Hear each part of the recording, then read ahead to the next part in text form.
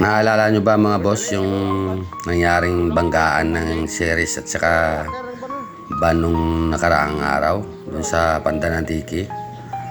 Ito na pala yun, yung itsura ng series na yun, no? Yung akala natin hindi masyadong na damage o kaya hindi masyadong na basag o na sira yung kanilang bumper, kanilang unahan. Yung pala ito eh, oh. Ito na itsura ng series pala na yun. Kapag nakatalikod na ganyan, hindi natin napansin na talagang malubha rin pala ang damage ng series na yon.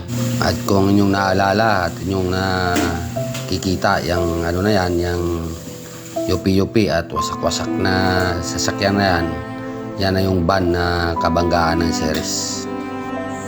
At ang balita pa natin ay ayon sa ating mga source doon na talagang hiwa-hiwalay ang katawan nitong driver ng van. Kasama na yung mga utak, mga paa, kamay ay talagang hiwa-hiwalay ayon sa source sa ating kaibigan doon.